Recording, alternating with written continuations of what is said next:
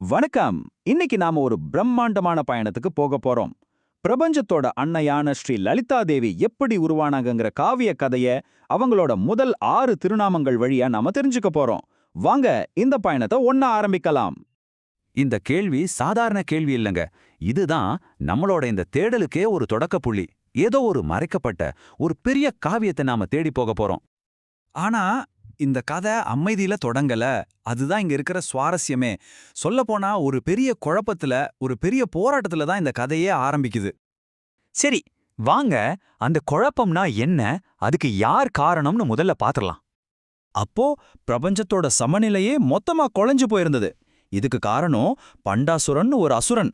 அவன் 3 உலகத்தையும் தன் கட்டுப்பாட்டுக்கு கீழே கொண்டு வந்துட்டான். இதனால தேவர்கள் எல்லாரும் என்ன பண்றதுன்னு தெரியாம தங்கள காப்பாத்திக்க ஒரு பெரிய யாகத்தை நடத்துறாங்க. அந்த யாகம்தான் அம்பிகையோட வருகைக்கான ஒரு அழைப்பமணி மாதிரி அமைஞ்சது. இவ்ளோ பெரிய குழப்பத்துக்கு ஒரு தீர்வு வேணும் இல்லையா? அந்த தீர்வு ஒரு தெய்வீக வரைபடமா வந்துச்சு. அதுதான் அந்த 6 திருநாமங்கள்.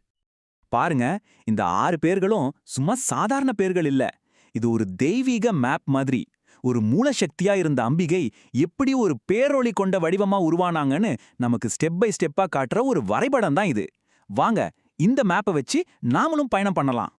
சரி, இந்த மேப்ல 3 இடத்துக்கு போலாம். இந்த 3 பேர்களும் அம்பிகையை எப்படி இந்த பிரபஞ்சத்தோட அஸ்திவாரமா ஒரு மகாராணியா காட்டுதுன்னு ரொம்ப அழகா சொல்லும். முதல்ல ஸ்ரீமாதா, அதாவது ஆதி அன்னை. இதுதான் அவங்களோட முதல் அடையாளம். நாம பார்க்கிற உயிருள்ள உயிரில்லாத எல்லா படைப்புகளுமே அவங்க கிட்ட இருந்து தான் உருவாகுது. அவங்க தான் இந்த மொத்த பிரபஞ்சத்துக்கும் ஆதாரம், அடித்தளம். அடுத்தது ஸ்ரீ மகாராக்னி, அதாவது மாபெரும் பேரரசி. ஒரு மூல சக்தியா இருந்தவங்க இப்போ ஒரு பேரரசியா இந்த பிரபஞ்சத்தை ஆளக்கூடியவங்களா மாறுறாங்க. இது ஒரு சாதாரண மாற்றம் இல்ல, ஒரு படைப்பாளரா இருந்த நிலையிலிருந்து ஒரு செயல்மிக்க ஆட்சியாளரா மாறுற ஒரு முக்கியமான கட்டம்.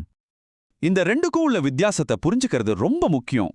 அவங்க சும்மா தூரத்துல இருந்து இந்த உலகத்தை படைச்சிட்டு வேடிக்கை பார்க்குற ஒரு கிரியேட்டர் மட்டும் இல்ல. அவங்க தான் படைச்ச இந்த பிரபஞ்சத்தை முழுமையா ஆளக்கூடிய ஒரு பேரரசி. படைத்தல், காத்தல், ஆளுமைன்னு எல்லா சக்தியும் அவங்க கிட்ட ஒன்னா இருக்கு.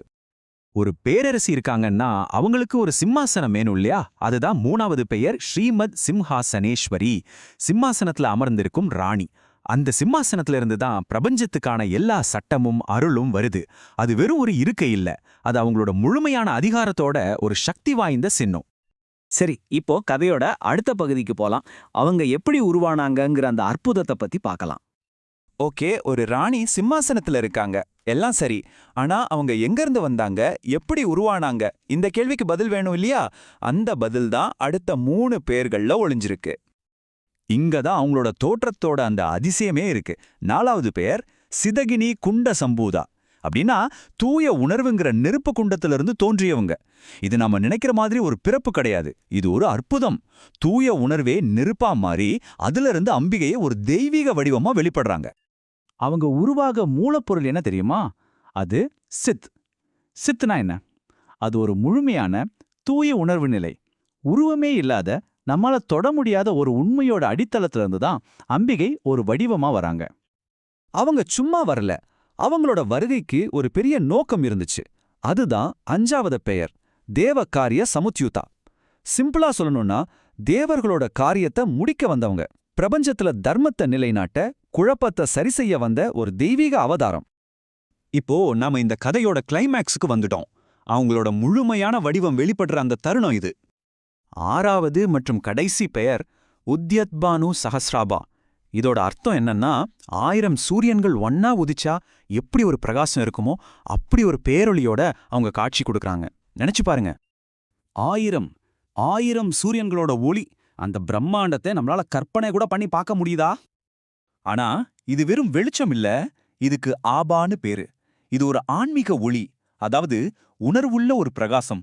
அவங்களோட சக்தி, அவங்களோட தோற்றம், அவங்களோட உணர்வு, இது எல்லாமே சேர்ந்து ஒரு ஒளியா வெளிப்படுது. எந்த ஒரு அற்புதமான பயணம் இல்லையா?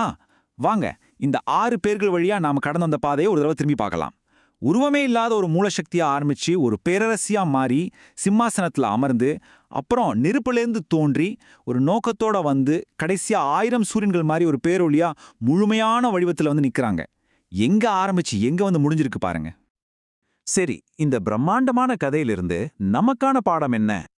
கடைசியா ஒரு முக்கியமான கேள்வியோட இந்த உரையாடலை நாம முடிச்சுக்கலாம். உருவமே இல்லாத ஒரு எண்ணம் எப்படி ஒரு முழுமையான உண்மையா மாறுதுன்னு இந்த கதை நமக்கு காட்டுது. அப்போ நம்ம வாழ்க்கையில ஒரு தெளிவான நோக்கம் இருந்தா அதோட சக்தி எவ்வளவு பெரிதாக இருக்கும்? இத பத்தி நீங்க என்ன நினைக்கிறீங்க? யோசிச்சு பாருங்க.